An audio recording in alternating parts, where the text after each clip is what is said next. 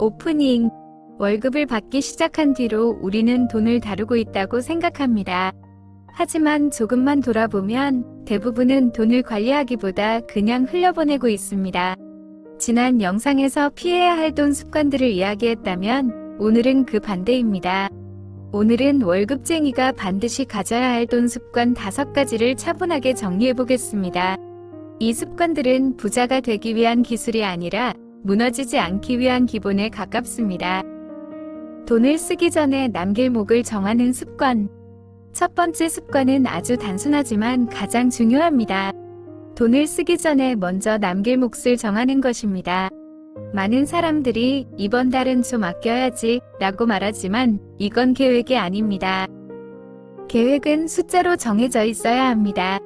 예를 들어 월급의 10% 혹은 20만 원. 금액은 중요하지 않습니다. 먼저 떼어놓는다는 행동이 중요합니다. 이 작은 차이가 시간이 지나면 선택지를 갈라놓습니다.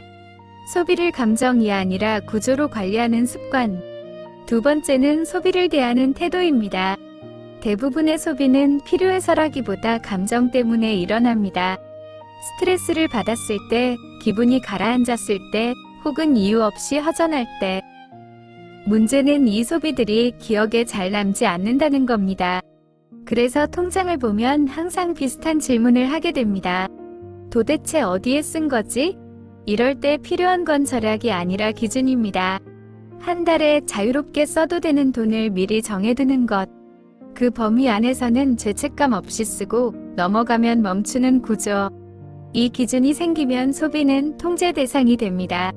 중간 리마인드. 여기까지 들으면서 이렇게 느끼는 분도 있을 겁니다. 이 정도는 이미 다 알고 있는 이야기 아닌가요? 맞습니다. 새로운 이야기는 아닙니다. 하지만 중요한 건 아는 것과 계속하는 것 사이의 거리입니다. 대부분의 사람들은 알고 있지만 구조로 만들지 않습니다. 그래서 결과가 바뀌지 않습니다. 큰 지출을 결정이 아니라 프로젝트로 보는 습관. 세 번째 습관은 큰돈을 쓰는 태도입니다. 차, 집, 가전, 대출. 이런 선택을 우리는 종종 순간적인 결정처럼 합니다. 하지만 월급쟁이에게 큰 지출은 몇 년짜리 프로젝트입니다. 한번 결정하면 되돌리기 어렵고 선택지가 줄어듭니다. 그래서 큰 지출을 앞두고는 이 질문을 해봐야 합니다. 이 선택을 해도 내 생활이 계속 유지될까? 상황이 나빠져도 버틸 수 있을까? 이 질문에 명확하게 대답할 수 없다면 아직은 때가 아닐 가능성이 큽니다.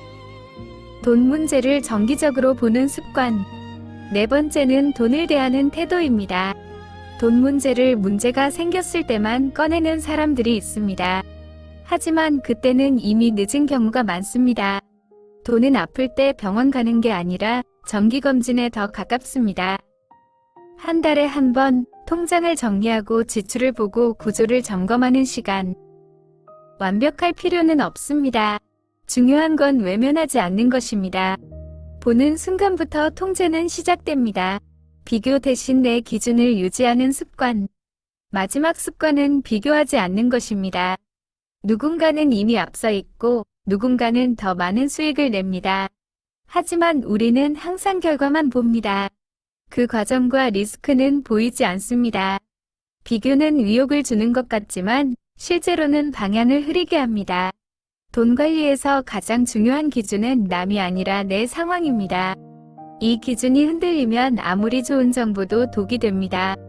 요약, 정리해 보겠습니다. 쓰기 전에 남길 목 정하기, 소비를 구조로 관리하기, 큰 지출을 프로젝트로 보기, 돈을 정기적으로 점검하기, 비교 대신 내 기준 유지하기. 이 중 하나만 바꿔도 돈의 흐름은 분명히 달라집니다. 마무리. 돈은 단기간에 인생을 바꾸지 않습니다. 하지만 습관은 조용히 방향을 바꿉니다. 다음 영상에서는 이 습관들을 현실에서 어떻게 적용할 수 있는지 구체적으로 이어가 보겠습니다. 도움이 되셨다면 구독으로 함께 해주세요.